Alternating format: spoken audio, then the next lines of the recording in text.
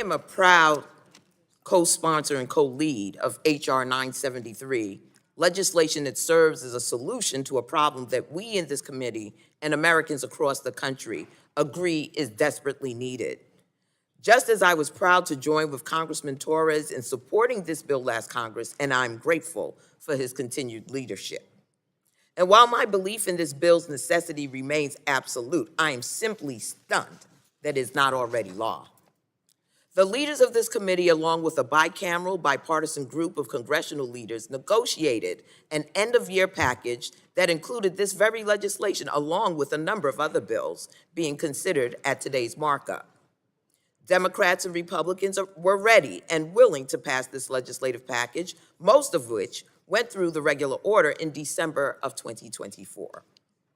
The only reason these bills are not already law is because they were killed on the orders of one man, Elon Musk. One man, through one tweet, was all it took to undermine months of painstaking bipartisan negotiations to advance the priorities of both parties. I can't tell you if it was fear, fealty, foolishness, or just an infatuation with chaos. All I know is that one social media post from the wealthiest man in the world, in world history, who also just so happens to be Donald Trump's biggest financial supporter, and my Republican colleagues shriveled up and allowed an ineffective, embarrassing bill to pass. And now they have the audacity to ask us to sit here today and pretend that everything is normal. It is not. I refuse to accept this scam of a status quo. I will no longer sit back and trade support for each other's bills. Let House GOP leadership use that bipartisan support to fill up the suspension calendar with only Republican bills, and then simply hope and pray that Elon Musk or whoever the preferred billionaire of the day is willing to permit Democratic bills to move forward. I'm done with waiting on Republicans to magically regrow the backbone Donald Trump ripped from their bodies. I'm done letting my support for common sense legislation at the committee level be used as cover to advance Republican priorities, while Democratic bills and Democratic priorities are left to rot or die because that's what the oligarch class ordered. We are in crisis, and we need to act like it. We are being led by an administration run by a convicted felon and his Nazi-saluting billionaire sidekick, an administration that routinely and proudly seeks to bend, circumvent, and straight up ignore the rule of law, the Constitution, and even federal court rulings whenever any of them stand in the way of their goals.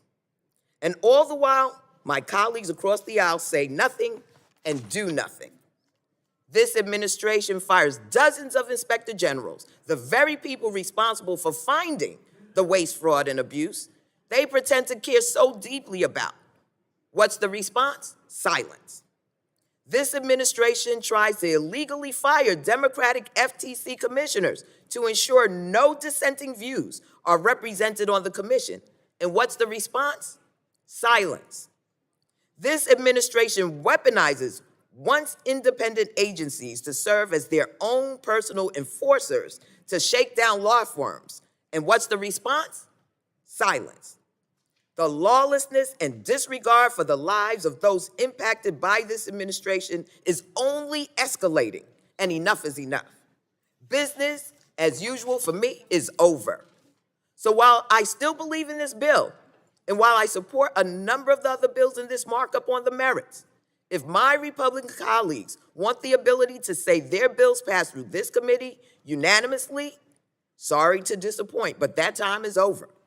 I will be voting no on every bill today and will continue to do so until we return to something approaching normalcy and the Democratic bills receive their deserved consideration. With that, Mr. Chairman, I yield back the balance of my time.